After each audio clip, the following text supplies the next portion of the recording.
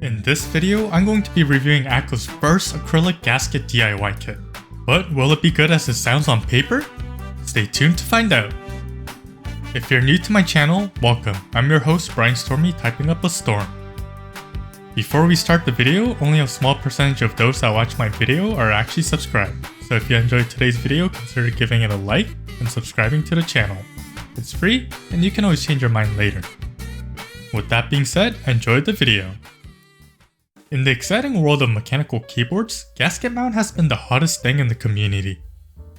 The ACR67 is Akko's take on the gasket mount keyboard. It comes as a DIY kit and is priced at $86.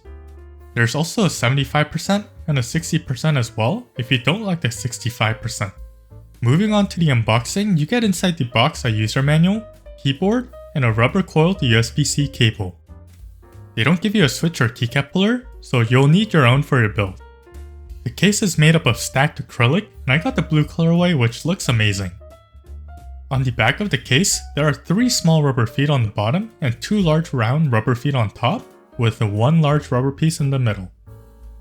There's also a little Akko accent on the back, which I thought was a pretty nice touch. The case is held together by several hex screws on the back.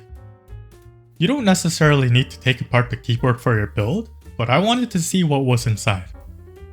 Between the plate and the PCB, there's a piece of foam, which is a nice little detail that is going to help your keyboard sound better. The plate material is FR4, which is actually surprising because I'm only used to seeing aluminum or steel in budget keyboards. FR4 is a flexible material, and I like the sound profile that it produces.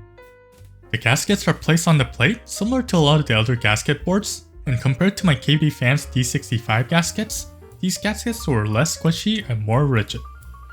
The PCB has 5-pin hot swap, but it is north facing. I also went ahead and did the band-aid mod. One interesting thing about the PCB was that it actually has holes for screw and stabilizers, even though it comes with plate mount. But what tells me that this may have not been intentional is that the spacebar has holes designed for a 7U spacebar, when this model uses a 6U. So I just decided to use some of the cherry snap and snaps that I had lying around from previous builds and keep the plate mount stabilizer for the spacebar. For switches, I ended up with Akko CS Jelly Blacks again to keep the Akko theme. This is probably my favorite switch right now, and they feel super smooth and amazing. You can check out this video for more of my thoughts on these switches. For keycaps, I went with the Drop MT3 Dev TTY keycaps to go with the clean minimal look. The MT3 keycap profile is based on the iconic IBM beam spring terminals of the 1970s and has become one of my favorite keycap profiles to type on. So here is how my build turned out. A simple yet clean build, and I really do love the case color of this keyboard. Maybe I'll get some blue keycaps to match it better. Also, the underglow on this keyboard is so nice. But what do I think about this keyboard? I'm actually pretty impressed. Maybe it's the switches, maybe it's the keycaps, but I love how this keyboard feels, and it'll definitely be seeing some time on my desk, which isn't common with how many keyboards I review. What about the gasket mount? Is there a lot of flex? While gasket mount can lead to more flex, the main purpose is to help avoid direct contact between the plate and other components to help create a better typing experience. But I'm going to wait until I receive my AIO3 Vega to properly make judgments on what a good gasket mount is. Overall, I'm pretty satisfied with this keyboard.